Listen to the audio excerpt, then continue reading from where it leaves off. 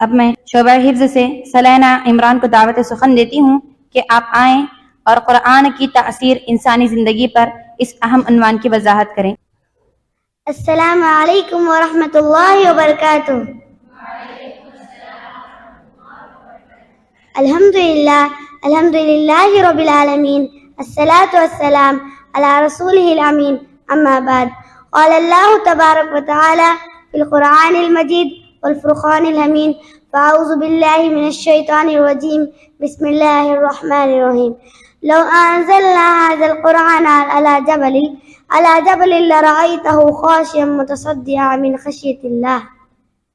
محترم صدر محفل، مشفق معلمین و معلمات اور میری پیاری دینی بہنوں، آج کے اس پرنور محفل میں عنوان تقریر قرآن کی تاثیر انسانی زندگی پر۔ قرآن مجید اللہ کی جانب سے نازل کردہ کتاب ہے۔ اللہ تعالیٰ نے فرمایا ھدی للناس، سورہ بقرہ آیت نمبر 185، یعنی یہ ایک نظام زندگی و دستور حیات ہے۔ یہ بندوں کے لیے باعث رحمت و ہدایت ہے۔ یہ سب سے آخری کتاب ہے۔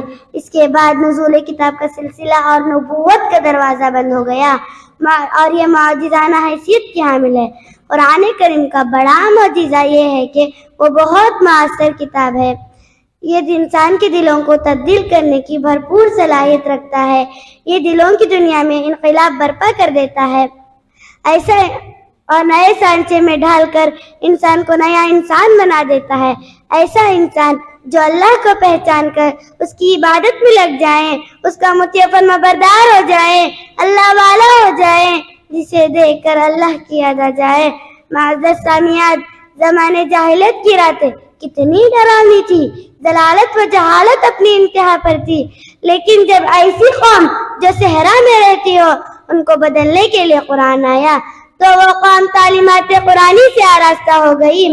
اس قرآن نے اسے زمین کی پستی سے اٹھا کر آسمان کی بلندیوں تک پہنچا دیا، اس کے دلوں کو اللہ سے جوڑ دیا، اسے ایسا انسان بنا دیا جس پر انسانیت قیامت تک فخر کرتی رہے گی۔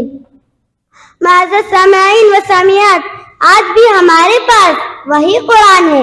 کیا یہ قرآن ہماری زندگی میں تبدیلی نہیں لا سکتا ہے؟ ہماری زندگیوں کو تبدیل نہیں کر سکتا ہے؟ کیوں نہیں کر سکتا ہے؟ یقیناً قرآن کریم کے بہت سے اثرات ہیں۔ یہ انسان کی دل و زبان، مزاج و طبیعت، دماغ اور پوری زندگی پر حیرت انگیز دکھائی دیتے ہیں۔ اللہ تعالیٰ نے قرآن کی تاثیر کرتے ہوئے بیان فرمایا، اگر اس قرآن کو پہاڑ پر اتارا جاتا تو اس کی تاثیر سے وہ ریزہ ریزہ ہو جاتی۔ اللہ تعالیٰ کا فرمان ہے، لو انزلنا هذا القرآن على جبل لرأيته خاشعا متصدعا من خشیۃ اللہ۔ اللہ تعالیٰ نے قرآن کو تمام انسانوں کے لیے کتاب ہدایت قرار کیا، لیکن انسانوں نے اسے کتاب تبرک و تلاوت بنا دیا۔ لہذا ضرورت اس بات کی ہے کہ ہم اس قرآن کو غور و فکر کے ساتھ پڑھیں اور اس کی تعلیمات پر عمل کرتے ہوئے اسے اپنی زندگی میں مؤثر بنا لیں۔